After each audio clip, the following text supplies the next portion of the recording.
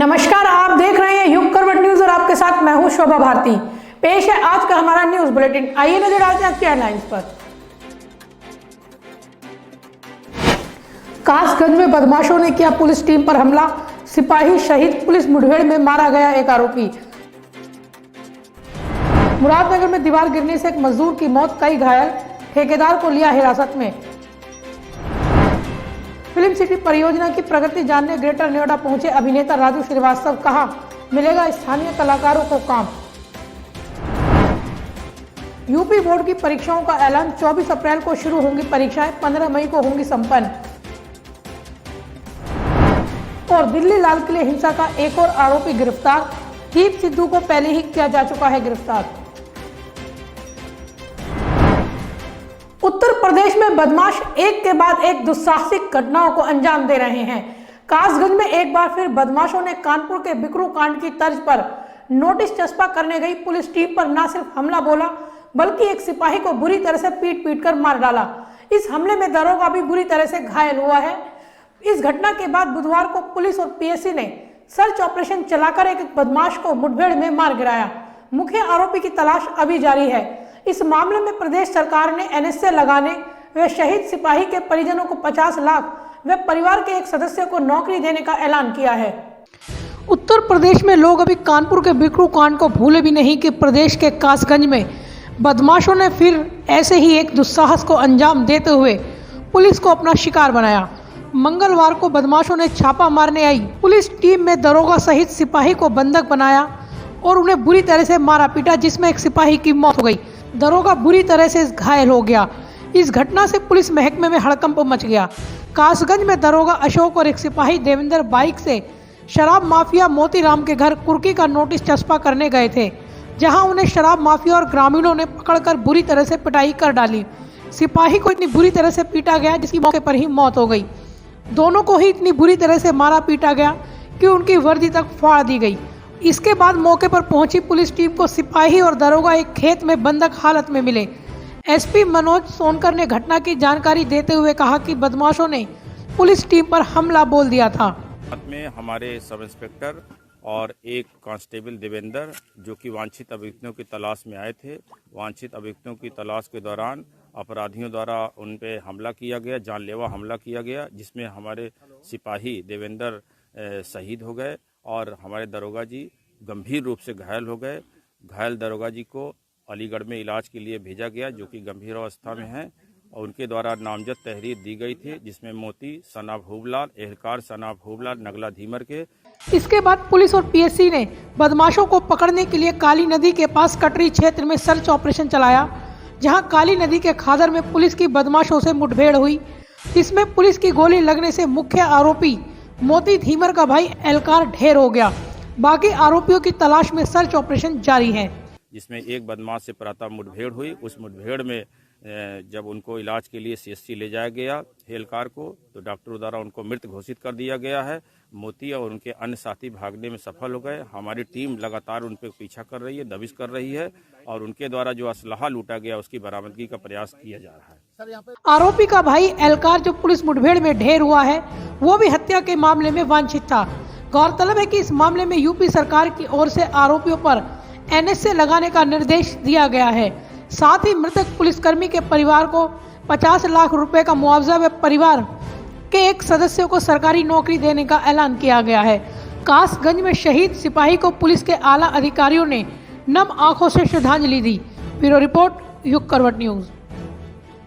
बुधवार को दिल्ली पुलिस की स्पेशल सेल ने लाल किले हिंसा के एक अन्य आरोपी इकबाल को पंजाब के होशियारपुर से गिरफ्तार किया है। इकबाल पर 50,000 रुपए का इनाम रखा गया था। इकबाल पर 26 जनवरी को किसानों द्वारा निकाली गई ट्रैक्टर परेड के दौरान लाल किले पर भीड़ को उकसाकर हिंसा कराने व झंडा फहराने का आरोप था। लगातार वह पुलिस को चकमा दे रहा था। दिल्ली पुलिस की क्राइम ब्रांच इकबाल से पूछताछ करेगी। इस मामले में मंगलवार को मुख्य आरोपी दीप सिद्धू को भी पुलिस गिरफ्तार कर चुकी है, जिसे कोर्ट ने 7 दिन की पुलिस रिमांड पर भेजा है।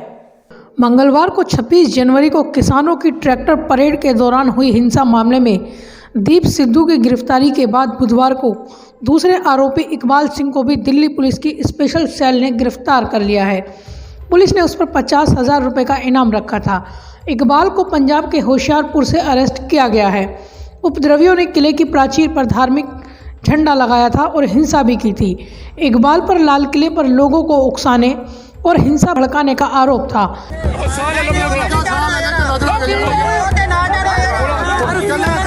साल लेने दो, हम उधर भी झंडा चलाएंगे भैया, कोई नहीं रोक सकता, कोई नहीं रोक सकता। यहाँ ਉੱਥੇ ਚਲਾਵਾਂਗੇ, ਅੰਦਰ ਜਾਵਾਂਗੇ, ਉੱਥੇ ਵੀ ਝੰਡਾ ਚਲਾ, ਉੱਥੇ ਝੰਡਾ ਚਲਾ ਕੇ ਜਾਣਾ, ਉੱਥੇ ਚਲਾ ਕੇ ਜਾਵਾਂਗੇ, कोई नहीं, अपने बंदे आ रहे हैं। और जानकारी के मुताबिक इकबाल सिंह पंजाब के लुधियाना का रहने वाला है। वह 26 जनवरी को लाल किले से फेसबुक लाइव कर रहा था और लोगों को कह रहा था कि टॉप जाओ बब्बर शेरों। उस पर भीड़ को उकसाकर लाल किले पर झंडा फहराने का आरोप है। क्राइम ब्रांच की टीम इकबाल से पूछताछ करेगी। इससे पहले पुलिस ने पंजाबी सिंगर दीप सिद्धू को भी अरेस्ट किया था। सिद्धू लाल किले की घटना के बाद से फरार था, लेकिन उनके फेसबुक अकाउंट पर लगातार वीडियो अपलोड हो रहे थे। साथ ही पुलिस को चकमा देने के लिए वो बार बार लोकेशन बदल रहा था। इसलिए सिद्धू का सुराग देने पर पुलिस ने 1 लाख रुपए का इनाम भी घोषित किया था। मंगलवार को सिद्धू को कोर्ट ने 7 दिन की पुलिस रिमांड पर भेज दिया है। अभी पुलिस झंडा फहराने वाले जुगतार सिंह की गिरफ्तारी को लेकर भी तबिश दे रही है। ब्यूरो रिपोर्ट, युग करवट न्यूज।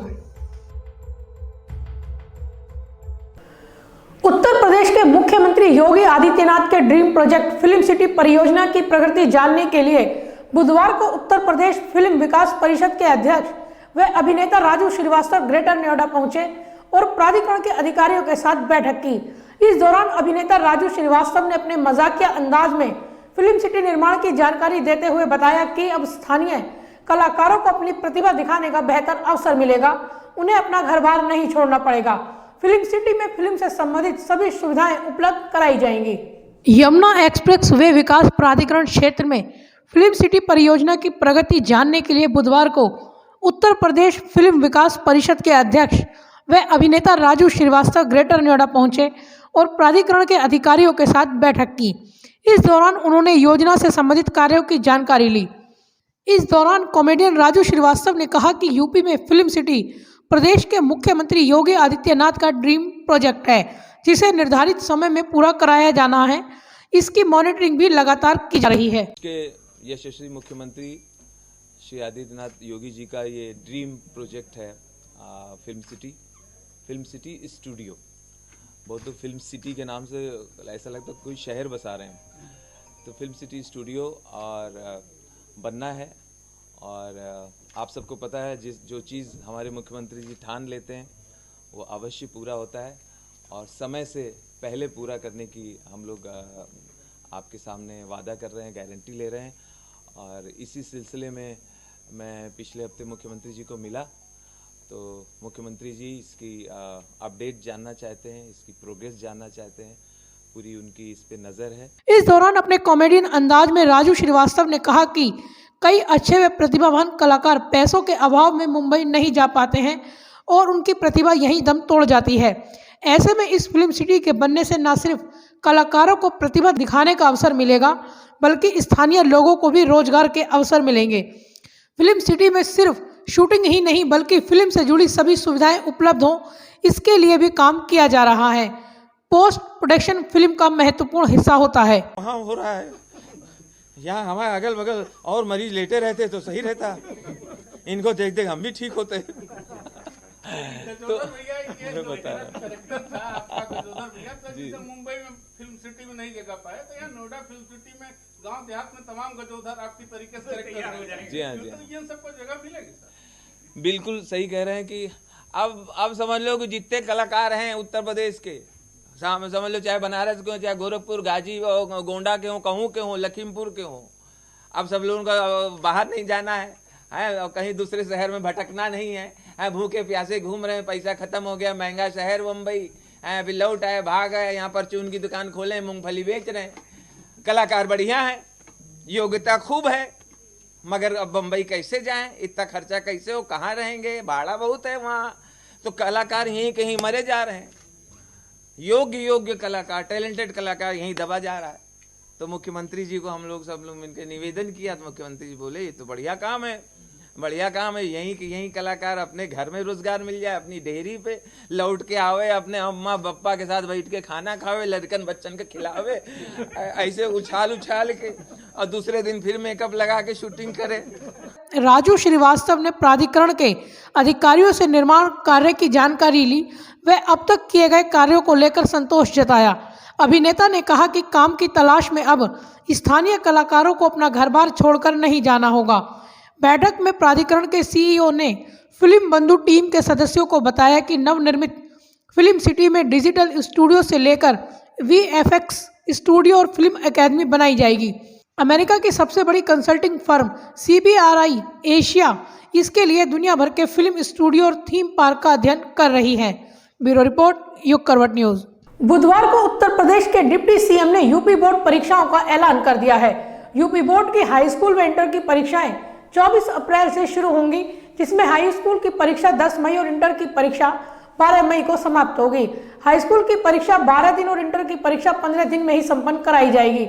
हालांकि परीक्षा का रिजल्ट कब घोषित होगा, इसको लेकर कोई तारीख घोषित नहीं की गई है। डिप्टी सीएम दिनेश शर्मा ने छात्रों से परीक्षा की तैयारियों में पूरे मनोयोग से जुड़ने का आह्वान किया है। यूपी बोर्ड की परीक्षाएं 24 अप्रैल से शुरू होंगी। उत्तर प्रदेश के डिप्टी सीएम दिनेश शर्मा ने बुधवार को यूपी बोर्ड परीक्षाओं का ऐलान करते हुए बताया कि 24 अप्रैल से हाई स्कूल और इंटर की परीक्षाएं शुरू होंगी। हाई स्कूल की परीक्षा 10 मई और इंटर की परीक्षा 12 मई को समाप्त होगी। हाई स्कूल की परीक्षा 12 कार्य दिवसों में संपन्न होकर 10 मई को समाप्त हो जाएंगी और इंटरमीडिएट की परीक्षा 15 कार्य दिवसों में संपन्न होकर 12 मई को समाप्त होंगी। हालांकि अभी तक इन परीक्षाओं का रिजल्ट कब घोषित किया जाएगा, इसका ऐलान नहीं किया गया है। डिप्टी सीएम ने बताया कि वर्ष 2020 में भी हाई स्कूल की बोर्ड परीक्षा 12 दिन व इंटर की परीक्षा 15 दिन में संपन्न कराई गई थी। वर्ष 2021 की हाई स्कूल परीक्षा में यूपी में 16,74,022 बालक, 13,20,290 बालिकाएं मिलाकर 29,94,312 परीक्षार्थी बैठेंगे। तो वहीं इंटर की परीक्षा में भी 14,73,771 बालक व 11,35,730 बालिकाएं मिलाकर 26,09,501 परीक्षार्थी रजिस्टर्ड हैं। वर्ष 2000 की हाई स्कूल परीक्षा में 30,24,480 तथा इंटरमीडिएट की परीक्षा में 25,86,339 परीक्षार्थी पंजीकृत हुए थे। वहीं वर्ष 2021 की परीक्षा में 29,94,312, हाई स्कूल और इंटर की परीक्षा में 26,09,501 छात्र रजिस्टर्ड हैं। उप मुख्यमंत्री ने परीक्षा में सम्मिलित होने वाले छात्र छात्राओं को संदेश दिया कि परीक्षा तिथियों की घोषणा समय से कर दी गई है। छात्र छात्राओं को परीक्षा की तैयारी के लिए काफ़ी समय मिला है। परीक्षाओं को एक पर्व मानते हुए पूर्ण मनोयोग से एवं उत्साह के साथ परीक्षा में सम्मिलित हों। ब्यूरो रिपोर्ट, युग करवट न्यूज। बुधवार को मुरादनगर के रावली रोड पर एक प्लॉट की दीवार गिरने से हड़कंप मच गया। घटना की जानकारी मिलते ही पुलिस और प्रशासन के अधिकारी मौके पर पहुंचे और रेस्क्यू ऑपरेशन शुरू किया। दीवार के मलबे में एक मजदूर की दबने से मौत हो गई, जबकि मिस्त्री सहित कई मजदूर घायल हो गए। पुलिस ने मौके से ठेकेदार को हिरासत में लिया है, तो वहीं एसडीएम मोदीनगर ने मामले की जांच के निर्देश दिए हैं। मुरादनगर शमशान हादसे के बाद बुधवार को फिर एक दीवार गिरने से अफरा तफरी मच गई। दीवार गिरने से वहां काम कर रहे एक मजदूर की दबने से मौत हो गई, तो वहीं मिस्त्री सहित कई लोग घायल हो गए। मुरादनगर के रावली रोड पर चुंगी नंबर 3 मोहल्ला हाकिमपुरा में प्लॉट पर यह हादसा हुआ। हादसा उस समय हुआ जब दीवार की तराई की जा रही थी। तराई करते समय अचानक से दीवार भर-भराकर गिर गई। हादसे की सूचना मिलते ही पुलिस व प्रशासन के अधिकारी मौके पर दौड़ पड़े और घायलों को निकट के अस्पताल में भर्ती कराया। पुलिस ने घटनास्थल पर पहुंचकर तत्काल रेस्क्यू ऑपरेशन शुरू करते हुए दीवार के नीचे दबे मजदूरों को निकाला। पुलिस की जानकारी के अनुसार प्लॉट का निर्माण कर रहे ठेकेदार नौशाद भी इस घटना में मामूली रूप से घायल हुआ था, लेकिन उसे हिरासत में ले लिया गया है। बताया गया है कि प्लॉट की दीवार की चिनाई मिट्टी से करवाई गई थी। बुधवार को दीवार पर सीमेंट की चिनाई करवाने के लिए ठेकेदार उसकी तराई करवा रहा था, तभी दीवार भर-भराकर गिर गई। दीवार के गिरने पर वहां काम कर रहे मजदूर गोविंदा व मिस्त्री समेत कई लोग मलबे में दब गए। इस घटना की सूचना मिलते ही एसडीएम मोदीनगर आदित्य प्रजापति व सीओ सदर कमलनाथ पांडे समेत पुलिस व प्रशासन के आला अधिकारी मौके पर पहुंच गए। इसके बाद पुलिस प्रशासन की टीम ने रेस्क्यू चलाकर मलबे के नीचे दबे मजदूरों को बाहर निकाला। इस घटना में बिहार निवासी मजदूर गोविंदा की मौत हो गई, जबकि सोनू सहित 2 लोग घायल हो गए। एसडीएम ने मौके की जांच कराकर दोषियों के खिलाफ कड़ी कार्रवाई के निर्देश दिए हैं। ब्यूरो रिपोर्ट, युग करवट न्यूज। बुधवार को 11 महीने बाद कक्षा 6 से 8वीं तक के स्कूल खुलने पर छात्र कक्षाओं में पहुंचे। स्कूल पहुंचने पर छात्रों ने जहां खुशी जताई, वहीं अधिकतर अभिभावकों ने पहले दिन बच्चों को स्कूल भेजने से परहेज किया। स्कूलों में छात्रों की थर्मल स्कैनिंग, सैनिटाइज कराकर प्रवेश दिया गया। शिक्षकों ने भी छात्रों के स्कूल आने पर खुशी जताई। वहीं बेसिक शिक्षा विभाग से संबंधित स्कूलों की कक्षाएं क्रमवार चलेंगी। अभिभावकों से सहमति पत्र मिलने के बाद ही छात्रों को प्रवेश दिया जाएगा। 1 मार्च से प्राइमरी कक्षाएं भी शुरू होंगी। हालांकि कोरोना को लेकर अभी भी अभिभावकों में डर दिखाई दे रहा है। कोरोना संक्रमण के कारण 11 महीने बाद बुधवार को कक्षा 6 से 8वीं तक के स्कूल खुलने पर पहले दिन पहुंचे बच्चों के चेहरे पर मुस्कान दिखी। हालांकि पहले दिन अधिक संख्या में बच्चे स्कूल नहीं पहुंचे। अधिकतर अभिभावकों ने अपने बच्चों को स्कूल भेजने के लिए सहमति पत्र नहीं दिए, जिसकी वजह से स्कूल प्रशासन ने सिर्फ उन्हीं छात्रों को प्रवेश दिया जिनके सहमति पत्र उन्हें मिल सके। वहीं जिले के अधिकतर माध्यमिक स्कूलों में परीक्षाएं चलने की वजह से 15 फरवरी के बाद ही कक्षाएं शुरू हो सकेंगी। वहीं बेसिक शिक्षा विभाग से संबंधित स्कूलों में बड़ी संख्या में छात्र एक साथ न आएं, इसके लिए शेड्यूल तैयार किया गया है, जिसमें क्रमवार छात्रों को बुलाया जाएगा। बता दें, कोरोना संक्रमण कम होने के बाद सबसे पहले कक्षा 9 से 12वीं तक के स्कूल खोले गए थे। उसके बाद बुधवार से कक्षा 6 से 8वीं तक के स्कूल शुरू किए गए हैं। 1 मार्च से प्राइमरी स्तर के स्कूल भी खोले जाएंगे। 11 महीने बाद बुधवार को स्कूलों में कक्षा 6 से 8वीं तक के छात्रों का पहला दिन था। पहले दिन काफ़ी कम संख्या में बच्चे स्कूल पहुंचे। स्कूल ने छात्रों का वेलकम बड़े हर्षोल्लास से किया। स्कूल में प्रवेश से पहले बच्चों की थर्मल स्कैनिंग व हाथों को सैनिटाइज कराया गया व मास्क पहनकर ही छात्रों को कक्षाओं में जाने दिया गया। कक्षाओं में भी सीटिंग अरेंजमेंट 2 गज की दूरी के मानक के साथ किया गया। एक कक्ष की क्षमता के अनुसार 50% छात्रों को ही बैठाया गया। हालांकि पहला दिन होने के कारण अधिकतर कक्षाओं में 10 से 20 बच्चे ही मौजूद दिखे। अभी स्कूलों में सिर्फ पढ़ाई होगी। किसी भी प्रकार की सामूहिक गतिविधि जैसे खेल, असेंबली पर रोक रहेगी। बेसिक शिक्षा विभाग से संबंधित स्कूल में कक्षावार शेड्यूल तैयार किया गया है, जिसमें कक्षा 6 की कक्षाएं सोमवार व गुरुवार, कक्षा 7 की मंगलवार व शुक्रवार और कक्षा 8 की कक्षाएं बुधवार व शनिवार को चलेंगी। कम संख्या होने पर एक शिफ्ट में ही कक्षाएं लगेंगी। संख्या बढ़ने पर 2 शिफ्टों में पढ़ाई कराई जाएगी।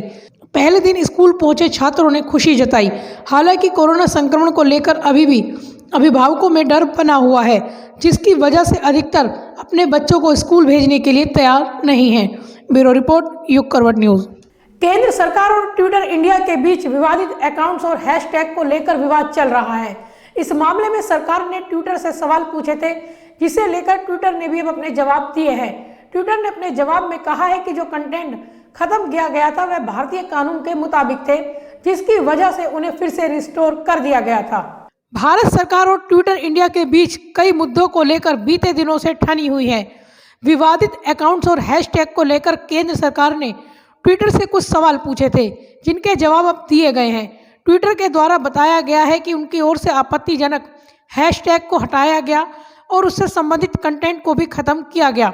ट्विटर की ओर से जवाब दिया गया है कि उन्हें भारत सरकार ने कुछ अकाउंट्स को डिलीट करने को कहा था, जिन्हें हटाया गया था, लेकिन बाद में जांच के बाद पाया गया कि उनका कंटेंट भारतीय कानूनों के मुताबिक ही है, तो उन्हें वापस रिस्टोर कर दिया गया। अपने जवाब में ट्विटर ने कहा है कि हमारी ओर से करीब 500 से अधिक अकाउंट्स पर एक्शन लिया गया है, जिसकी जानकारी सरकार को भी दे दी गई। ट्विटर ने कहा है कि हम आगे भी सरकार के साथ अपनी वार्ता को जारी रखेंगे। गणतंत्र दिवस के दिन हुई हिंसा को लेकर भी ट्विटर ने अपना बयान जारी किया है। बयान में कहा गया है कि 26 जनवरी के बाद से ही ट्विटर की ओर से काफ़ी ऐसी सामग्री को हटाया गया है जो नियमों का उल्लंघन करती है और माहौल को बिगाड़ने का काम करती है। इस दौरान भी 500 ट्विटर अकाउंट्स को सस्पेंड किया गया।